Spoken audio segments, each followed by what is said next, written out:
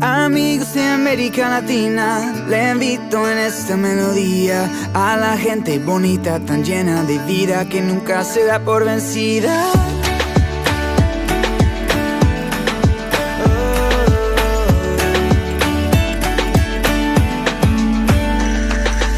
Si hay tristezas que tú no comprendes, gobiernos que olvidan a la gente, yo tengo una fuente que tiene sabor a alegría eternamente. Parce, si te sientes perdido, que la vida no tiene sentido, te invito, mi amigo, que eches tus cargas a los pies de Cristo. Mi casa es tu casa, todo lo que tengo es tuyo. Aquí en la tierra nosotros cantamos alegres como los cielos. La vida es una fiesta, queremos que todos vengan, porque Cristo te ama, renueva tu alma, pero ya tú lo sabes. Oh, sonría conmigo. En el cielo no hay hospital, no hay motivo para llorar. No hay mentiras, heridas, estoy convencido que vamos para arriba. Él está preparando un lugar, una fiesta que no va a parar. Solo vete conmigo, ya estamos listos, disfruta a Cristo. Mi casa es tu casa, todo lo que tengo es tuyo. Aquí en la tierra nosotros cantamos alegres como los cielos. La vida es una fiesta, queremos que todos vengan, porque Cristo te ama, renueva tu alma, pero ya tú lo sabes. Pero ya tú lo sabes.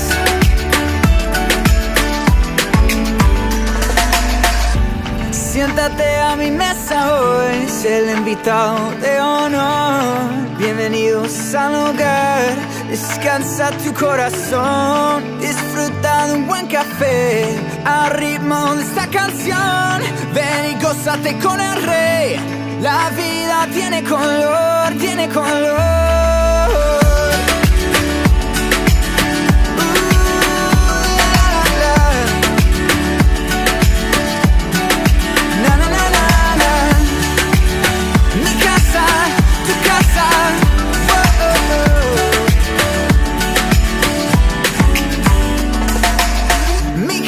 Es tu casa, todo lo que tengo es tuyo. Aquí en la tierra nosotros cantamos alegres como los cielos. La vida es una fiesta, queremos que todos vengan, porque Cristo te ama, renueva tu alma, pero ya tú lo sabes.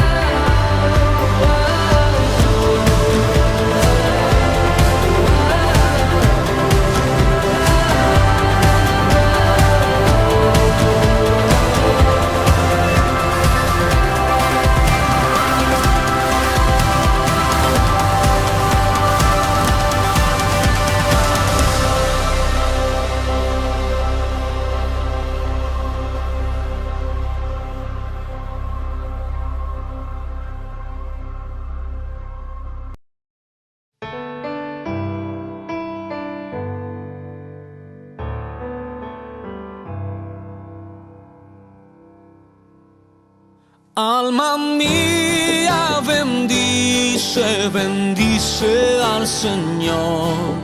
Su nombre santo es como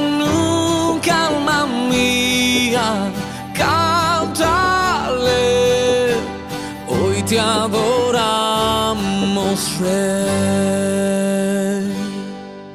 Sale el sol, un nuevo día es tiempo de adorarte otra vez. No importa el pasado o lo que esté por delante. Quiero cantar hasta que caiga el sol. Alma mía, bendice, bendice al Señor. Su nombre santo es. Como nunca, alma mía, cántale. Hoy te adoramos, Rey. Hoy te adoramos, Rey. Lento para irarte y grande en amor. Tu nombre es grande y tierno es tu ser. Por lo que eres y por lo que harás. 10,000 razones para alabar. Alma mía, bendice, bendice al Señor. Su nombre santo es. Como nunca, alma mía, cántale. Hoy te adoramos, Rey. Hoy te adoramos, Rey. Cuando venga el día en que mis fuerzas falten y llegue el tiempo de partir de aquí, mi alma te adorará sin fin. Por 10,000 años y en la eternidad. Oh, alma mía, bendice, bendice al Señor. Su nombre santo es. Como nunca, alma mía, cántale. Hoy te adoramos, Rey. Alma mía, bendice, bendice al Señor.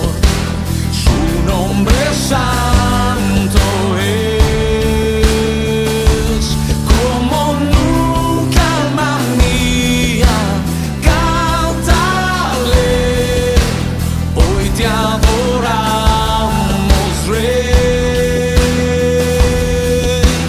Hoy te adoramos, Rey.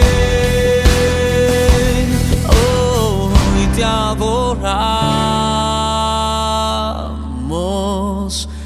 Rey.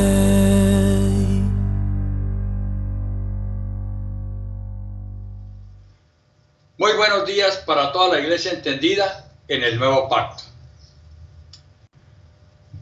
Vamos a orar, vamos a darle gracias a Dios por esta mañana, por este día maravilloso, por tenernos acá escuchando este mensaje que viene del corazón de Dios al corazón de la iglesia.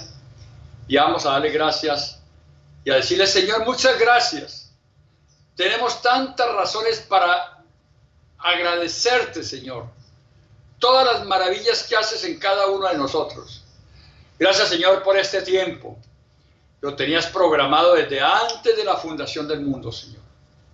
Tú tienes motivos y razones para hacerlo y no podemos sino aceptar tu bendita voluntad, que es buena, es agradable y es perfecta.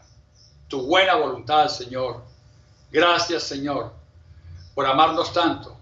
Señor, gracias por cada familia congregada escuchando este mensaje. por los esposos, por los hijos, Señor, por los nietos, por las nueras, por los yernos, por todo, Padre. Es una mañana maravillosa, Señor, para recibir un mensaje que está preparado, Señor, en tu corazón y que hoy nos lo vas a entregar. Padre, muchas gracias te damos por este tiempo, por las maravillas que estamos viviendo y porque declaramos, Señor, que nada falta, que todo está en orden, porque tú todo lo tienes bajo tu autoridad y bajo tu control, en el nombre de Cristo Jesús. Amén y amén. Amada iglesia, hoy vamos a continuar con el tema que traíamos del domingo pasado. O sea, el mismo espíritu que resucitó a Cristo está en nosotros, segunda parte. Vamos a continuar. Es algo maravilloso, no se pierda, no trate de distraerse, tome nota, tome apuntes, porque es algo muy especial. Para iniciar, les quiero comentar, Cristo es dado por cabeza sobre todas las cosas. En la actualidad, los creyentes, en su mayor parte, conocen a Dios solamente de manera intelectual. Han oído decir de Él, tienen un mero conocimiento en la cabeza. Pero ellos, Dios no ha bajado a su corazón. Para ellos Dios está muy lejos, está por allá en las nubes. Lo conocen únicamente como el objeto de su creencia, adoración, mas no como su vida, como gloria y poder, ni como aquel que opera en ellos para hacerlos santos y constituirlos hijos suyos y herencia suya. ¿Qué respuesta esperamos de ellos cuando le preguntamos a un religioso, ¿quién es Dios? Bueno, dicen, un anciano castigador que anda en las nubes con un garrote castigando al que se porta mal. Dios es el culpable de todo lo que nos pasa. Otro dirá, Dios tiene la culpa de lo malo. Alguien tiene que suplir nuestras necesidades y peticiones. Pero resulta que no me escucha. Otro dirá, Él es culpable de todos los males de la humanidad, incluyendo esta pandemia. Él es culpable de que los niños salgan deformes. Echan la culpa al gobierno, al cambio del dólar. Dios tiene la culpa. Si hay alguna desgracia, un terremoto, Dios es el culpable. Uno lo escucha en los noticieros.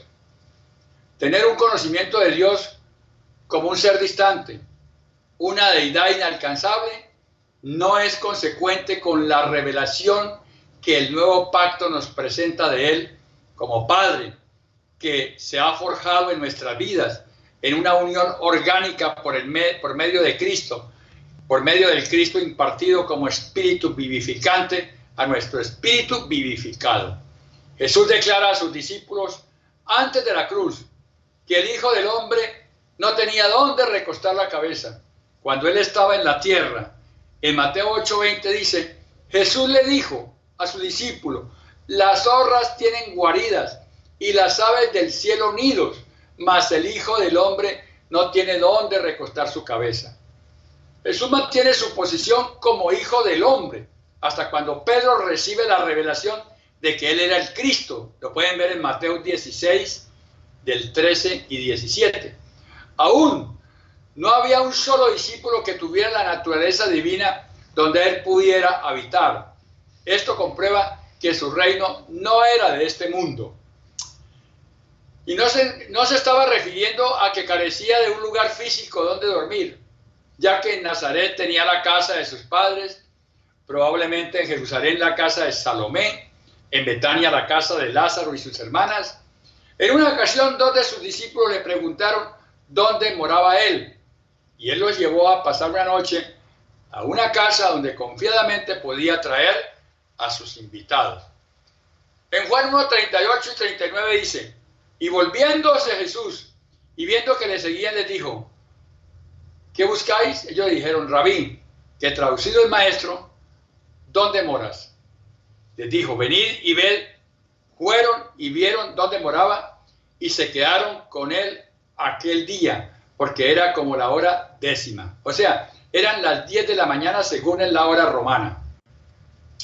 Al decir que no tenía en dónde recostar la cabeza, estaba señalando el hecho de que todavía no contaba con un cuerpo compatible con su naturaleza y genética para poder unirse orgánicamente a él, ya que contaba con creyentes, con seguidores, pero no con hijos engendrados y renacidos, pues estos surgieron después de su muerte y resurrección, cuando se aparece a sus escogidos y sopla, impartiéndoles el espíritu de vida en Juan 20:22.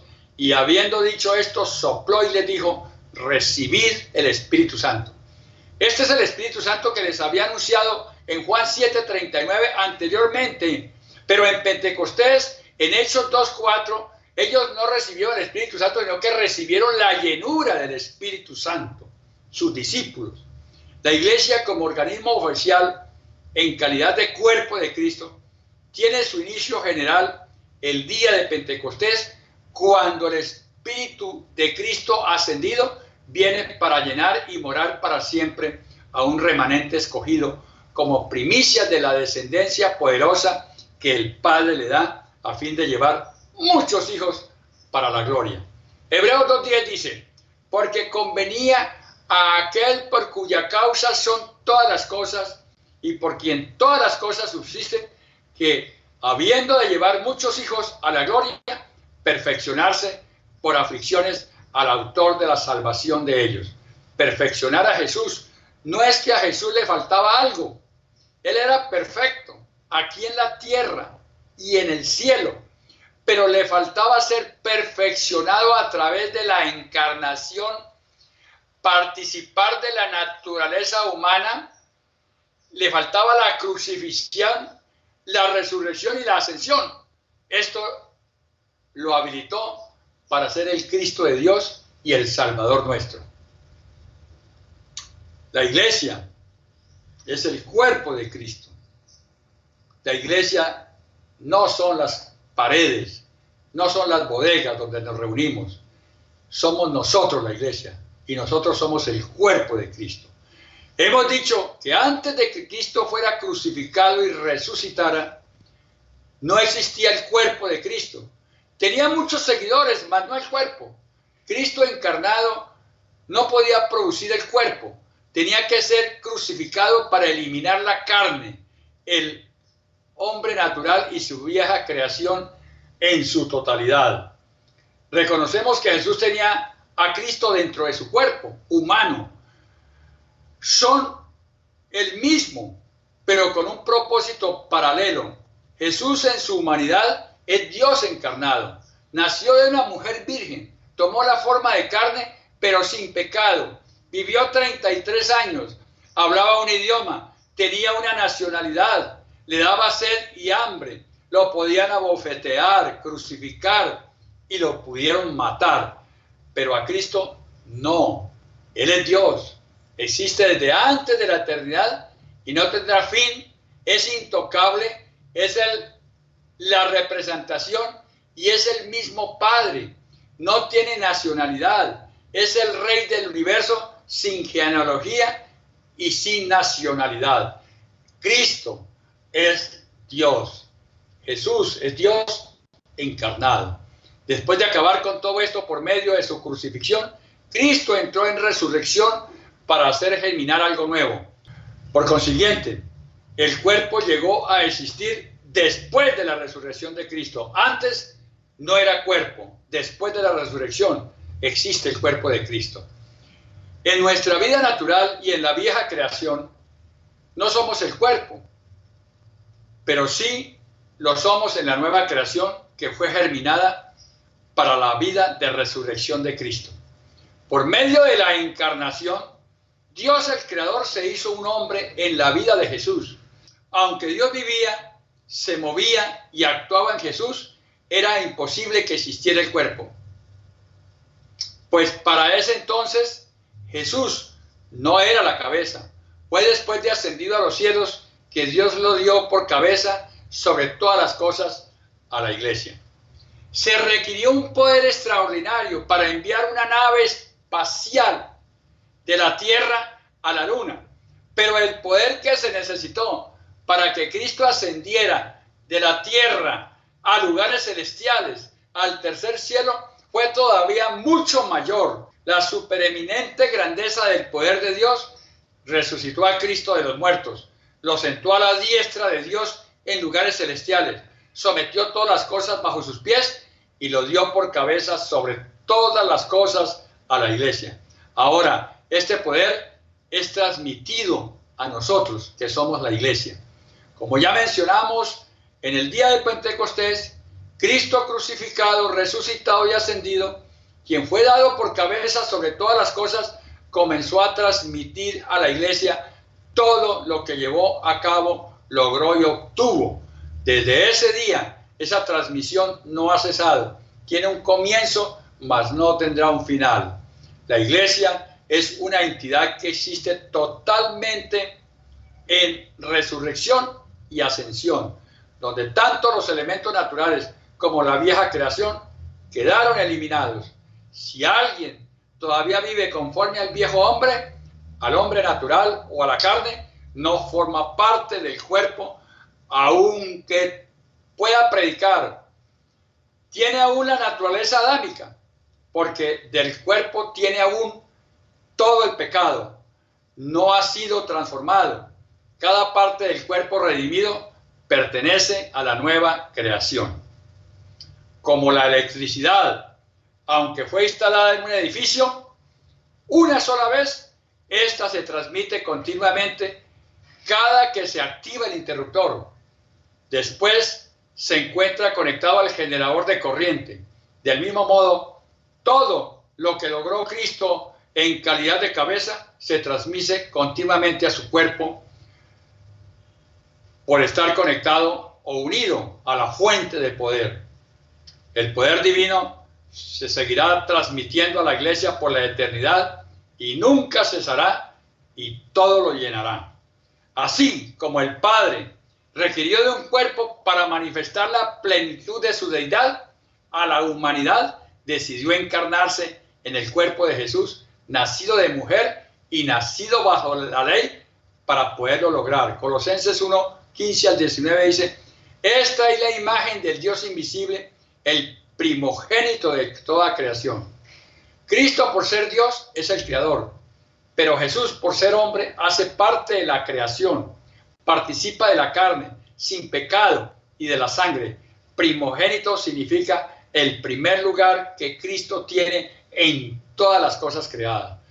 Versículo 16 dice: porque en él fueron creadas todas las cosas, la que hay en los cielos, la que hay en la tierra, visibles e invisibles, sean tronos, sean dominios, sean principados, sean potestados. Todo fue creado por medio de él y para él. Y él es antes de todas las cosas, y todas las cosas en él subsisten. Y él es la cabeza del cuerpo, que es la iglesia. El que es el principio, el primogénito de entre los muertos, para que en todo tenga la preeminencia, por cuanto agradó al Padre que en él habitase toda la plenitud. Cristo como cabeza del cuerpo es el primero en la resurrección. Él tiene el primer lugar en la iglesia, de la vieja y de la nueva creación de Dios. Él no habita en la eternidad. La eternidad habita en él. No puede contenerlo. De igual forma, el Hijo requirió de un cuerpo para expresar la plenitud de su vida y gloria, y se fusionó en la iglesia como su cuerpo para lograrlo. Cristo, quien es el Dios infinito e ilimitado, es tan grande que lo llena todo en todo. Cristo, tan grandioso, necesita que la iglesia sea su plenitud para que lo exprese completamente. La palabra plenitud en griego es pleroma, proviene del verbo pleró, que significa llenar hasta rebosarse. Rebosar completamente era empleada en la cultura griega en tres connotaciones. Primero, desde un punto de vista comercial, se refería al desplazamiento de un barco repleto de toda clase de provisiones que llegaba a una región para abastecerla abundantemente en toda su mercadería. Quedaba lleno. Segundo, desde un punto de vista religioso, era usado por los gnósticos para referirse a la posición que alcanzaban los iluminados, quienes por un proceso de conocimiento y dominio de las técnicas esotéricas de eones, o sea, de emanaciones divinas, convirtiéndose en habitación y manifestación de todos los poderes secretos. Pablo redefine este concepto y les afirma a los efesios, quienes estaban asediados por la filosofía gnóstica, que la verdadera habitación de todos los poderes divinos es la iglesia, que como cuerpo de Cristo es la morada de Dios, edificio y casa de Dios, donde opera la manifestación de la grandeza de su poder. Tercero, el uso de esta palabra, desde el punto de vista filosófico, se refiere al desplazamiento de una sustancia superior, hace en un recipiente al sacar una sustancia inferior y llena hasta rebosarse y cubrir por completo el recipiente de tal modo que ya no se ve sino que la sustancia mayor lo llena todo. Aquí puedo darles un ejemplo. Una vasija con agua sucia, le echamos agua limpia y el agua limpia va sacando el agua sucia hasta cuando queda toda limpia. La sustancia mayor lo llena todo. La implicación es que Cristo produjo en nuestras vidas un pleroma al llenar nuestros vasos de barro con su naturaleza divina, es decir, una sustancia superior. Cristo, el nuevo Adán, y desalojar de nosotros la naturaleza pecaminosa, sustancia inferior, el viejo hombre, el primer Adán, para llenarlo todo con abundancia de su gracia y gloria. No debemos tomar esto como una simple enseñanza bíblica. Al contrario, debemos llevarlo a la realidad. Por eso necesitamos la iluminación que es Cristo para hacerlo realidad en nuestra vida. Si lo ponemos en práctica, disfrutaremos de las riquezas de Cristo cada vez que vivamos y transmitimos la palabra de Dios. ¡Oh, cuán inescrutables son las riquezas de Cristo! No tienen fondo. Cristo, en la transmisión a otros, las inescrutables riquezas llegan a ser nuestro disfrute. Ellas llegan también a ser los elementos constitutivos de nuestro ser espiritual. Esto produce el cuerpo como la plenitud de Cristo, que todo lo llena en todo. Las tinieblas es un efecto propio de la ausencia de luz. Así que todo vacío existente en nuestro mundo obedece a la ausencia de la iglesia en su presencia, influencia y participación en el proceso de reconciliar y restaurar todas las cosas conforme al orden de Dios, que fue alcanzado por Cristo en la cruz y debe ser continuado por la iglesia en la tierra. Nosotros tenemos que seguir ese trabajo. Que las riquezas contenidas en esta oración se convierten en un caudal de inspiración para que podamos orar en la misma intensidad, con la misma causa y aún con los mismos resultados. La oración en Efesios 3, 14 al 21, dice: por esta causa doblo mis rodillas ante el Padre de nuestro Señor Jesucristo, de quien toma nombre toda familia en los cielos y en la tierra. Dios es la fuente de la familia angélica de los cielos y de todas las familias humanas en la tierra, así como los productores dan nombre a sus productos y los padres dan nombre a sus hijos. El versículo 16 dice: para que os dé conforme a las riquezas de su gloria el ser fortalecidos con poder en el hombre interior de su espíritu, para que habite Cristo por fe en vuestros corazones, a fin de que arraigados y cimentados en amor, seáis plenamente capaces de comprender con todos los santos cuál sea la anchura, la longitud, la profundidad y la altura, y de conocer el amor de Cristo que excede todo conocimiento, para que seáis llenos de toda la plenitud de Dios. El apóstol oró para que el Padre nos concediera el ser fortalecidos y que Cristo haga su hogar en nuestros corazones y que podamos comprender las dimensiones de Cristo, la anchura, la longitud, la profundidad y la altura para poder disfrutar de sus riquezas. Versículo 20. Y aquel que es poderoso para hacer todas las cosas mucho más abundante de lo que pedimos o entendemos, según el poder que actúa en nosotros. A Él sea gloria en la iglesia, en Cristo Jesús, por todas las edades, por los siglos de los siglos. Amén. Esta es una oración en que el apóstol Pablo ora pidiendo que los santos reciban revelación en cuanto a la iglesia. La oración apostólica tiene un sentido de causa. La causa es el elemento intencional que se deriva del propósito eterno que Dios se propuso llevar a cabo en Cristo desde antes de la fundación de todas las cosas. Existe una ley de causa y efecto. Por lo tanto, si la causa era esta, entonces el efecto es que todos los santos que conforman la iglesia como cuerpo de Cristo manifiesten la fortaleza y el amor que les habita, por cuanto Cristo mora en su vida interior.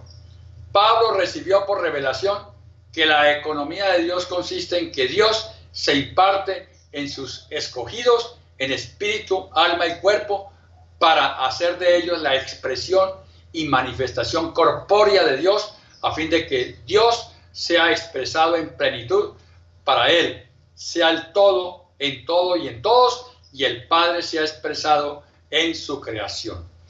Pablo, habiendo recibido dicha revelación, funcionó como apóstol y enviado del Señor para edificar a los santos según la verdad recibida de parte de Dios sobre los misterios que se le habían revelado.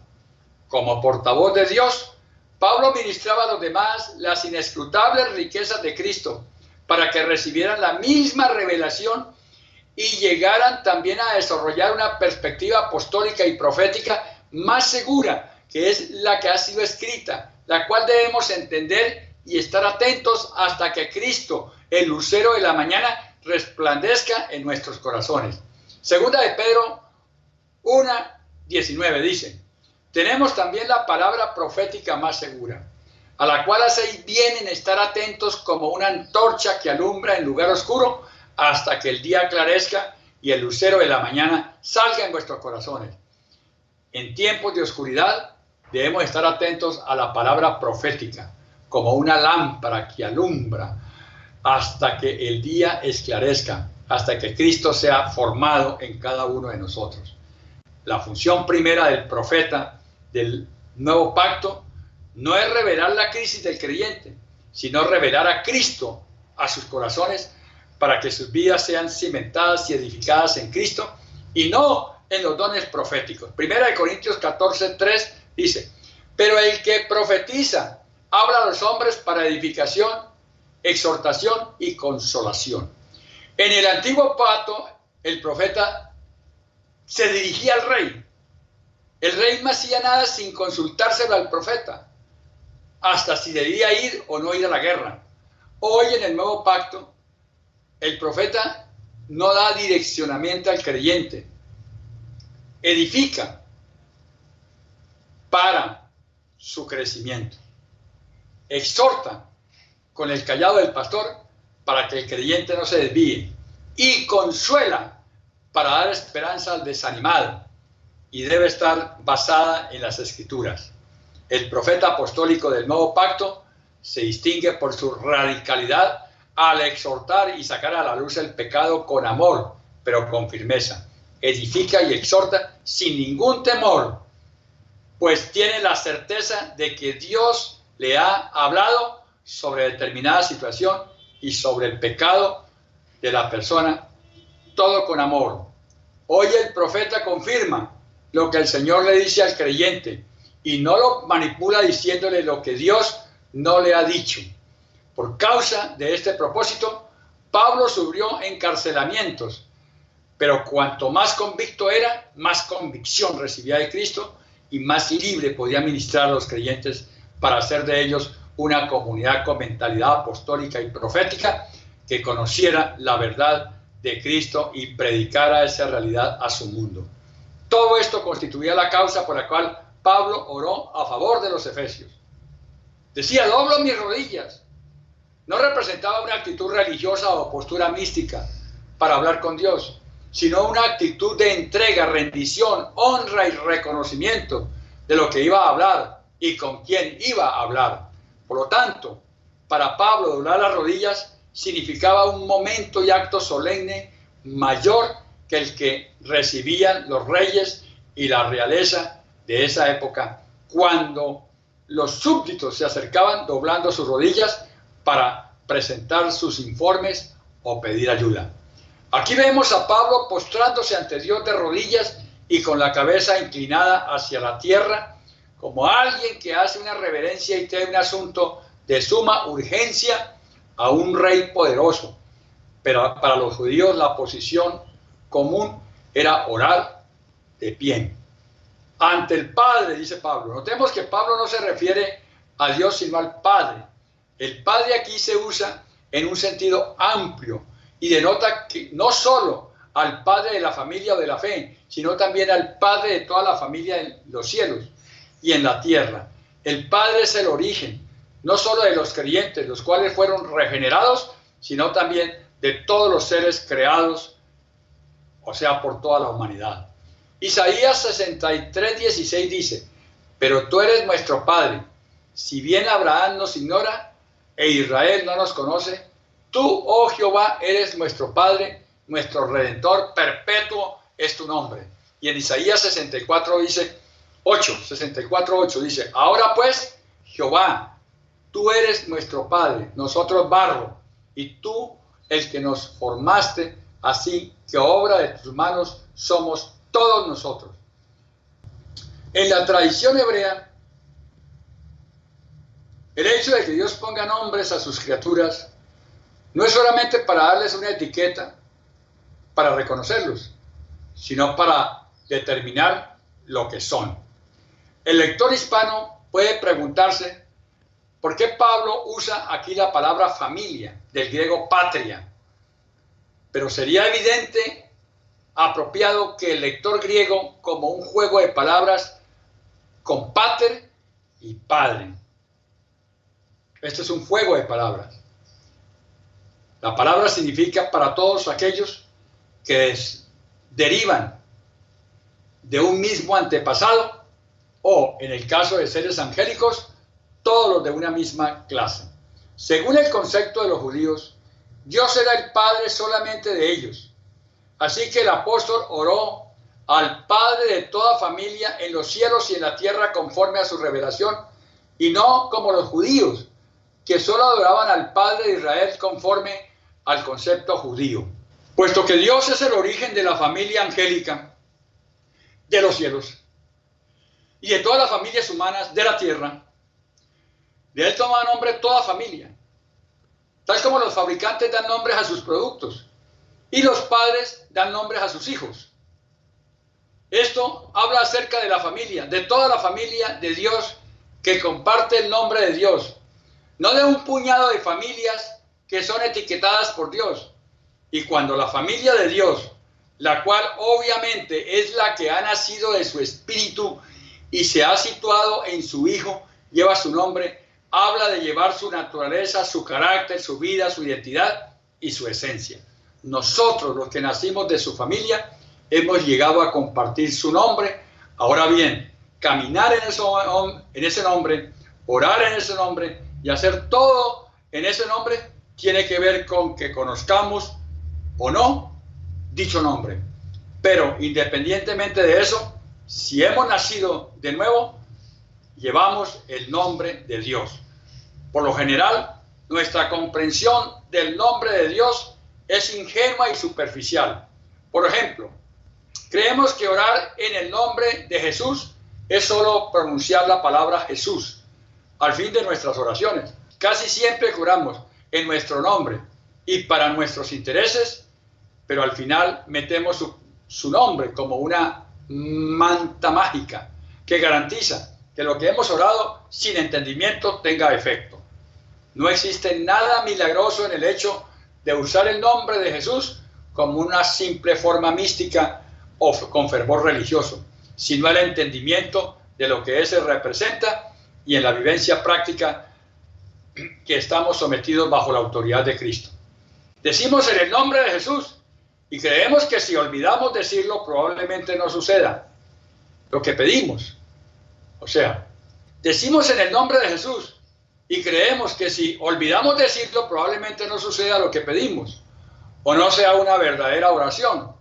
Por otro lado, creemos que usar el nombre en vano es solo decir una palabra inapropiada después de que nos cayó una piedra en el pie y no entendemos que está más relacionado con agregar su nombre a todas nuestras cosas, las cuales son vanidad. En Juan 17:6 dice: he manifestado tu nombre, y a los hombres que del mundo me diste, tuyos eran, y me los diste, y han guardado tu palabra. Ese nombre revela al Padre como fuente de vida. Él no habla de una calcomanía en el parachoques trasero del carro que dice, amo a Jesús. Está hablando de vivir y dar a conocer en todas las cosas vida, carácter, propósito y nombre de Dios. Ese es el sentido en el que Dios nos ha dado su nombre, y es en ese sentido que sus hijos, los que comparten la vida del único Hijo, son llamados la familia de Dios, tanto los que están como los que ya están en la tierra. Y tantos los que están como los que ya no están en la tierra. Pablo entendió que después de la resurrección de Jesús no se debía orar en el nombre de Jesús de Nazaret, pues esta era la identificación del Cristo encarnado, a quien el apóstol no quería conocer así. El Padre le reveló al resucitado y ascendido, que había sido exaltado sobre todo y ahora había sido impartido en Pablo como vida. Por eso todas las oraciones las hizo en el nombre del Señor Jesucristo. Todos los hijos de Dios disfrutamos de las riquezas de la gloria del Padre, quien es glorioso en todos sus atributos, según se ha registrado en el contexto de la carta, y entre ellos se destaca su poder, que es infinito. Miremos Efesios 1:19, y cuál la supereminente grandeza de su poder para con nosotros, los que creemos, según la operación del poder de su fuerza. Su amor es inconmensurable. Efesios 1:5 dice, en amor, habiéndonos predestinado para ser adoptados hijos suyos por medio de Jesucristo, según el puro afecto de su voluntad.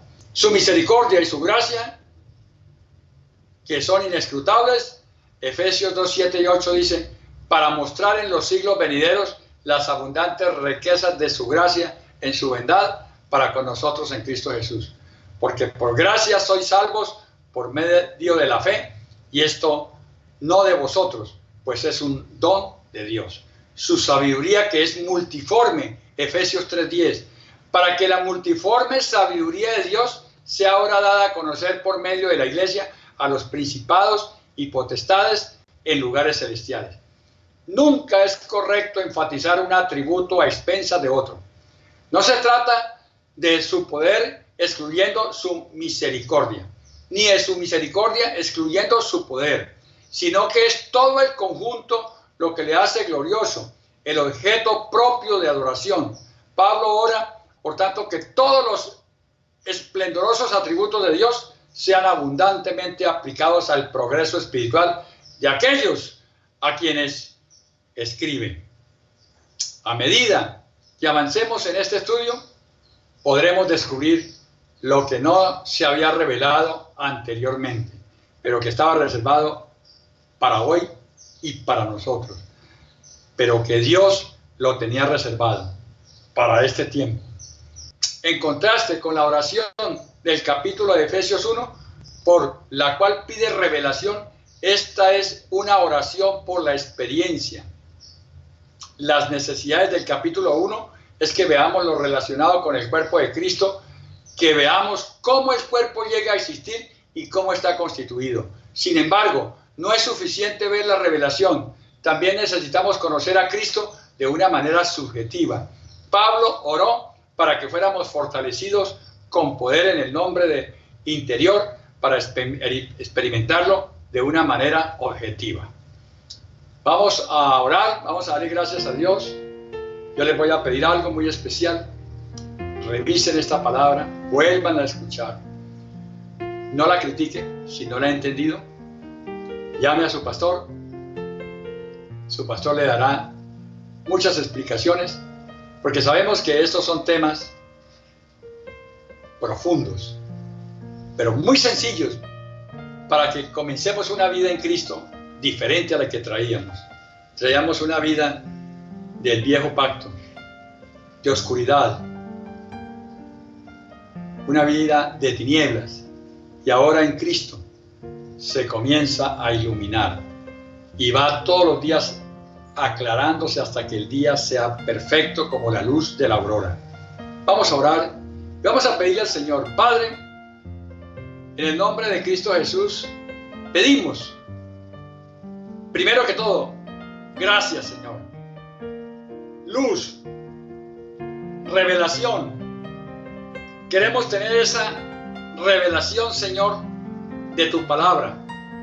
Señor, para poder discernir, para poder entender, para que se nos revele, Señor, que el mismo Espíritu que resucitó a Cristo está en nosotros. Y que esto lo vamos a entender, Señor, en la medida que la luz va aumentando. Te doy gracias, Señor, por todos los que han escuchado esta palabra. Gracias, Señor, porque tú colocas en mi corazón que los que están enfermos, al escuchar esta palabra, quedan sanos, Señor. Porque tú eres el Cristo de la luz. La luz va a 300.000 kilómetros por segundo, Señor. La luz sana ahora. Ningún cuerpo puede estar enfermo, porque Cristo mora en nuestros cuerpos. El cuerpo tuyo está sano. Lo tienes que creer. Tienes que clamarlo. Dios no necesita que el hombre lo reemplace. Dios hace el milagro si tú lo crees. Ahí donde estás, mi hermano, yo declaro, Padre, que el poder del Espíritu Santo comienza a tocar sus cuerpos y a sanarlos. Y que todo faltante en sus casas, Señor, será suplido, porque tú eres el Rey que provee a tus hijos. Todo, nada faltará. La familia protegida. Nada podrá tocar tu casa, nada podrá tocar tu cuerpo, ningún virus podrá hacerte daño. Todo, Señor, está protegido. Tu casa es una embajada, tu casa hace parte del reino, eres miembro del cuerpo de Cristo. Cristo nunca te ha abandonado porque está dentro de ti y ahí está contigo. Lo puedes sentir, lo puedes escuchar, puedes hablar con Él, y Él te va a responder. Padre, muchas gracias te damos por esta palabra poderosa que nos hace reflexionar para poder entender, Señor, que ese espíritu de poder que está en nosotros es el mismo espíritu que resucitó a Cristo. Y que el espíritu que resucitó a Cristo, que lo levantó de la tumba y lo lanzó al tercer cielo, es el mismo espíritu que ha explotado en nosotros. Y está Cristo con nosotros. Ese mismo poder está con nosotros. Muchas gracias te damos, Señor. En el nombre de Cristo Jesús. Amén y amén.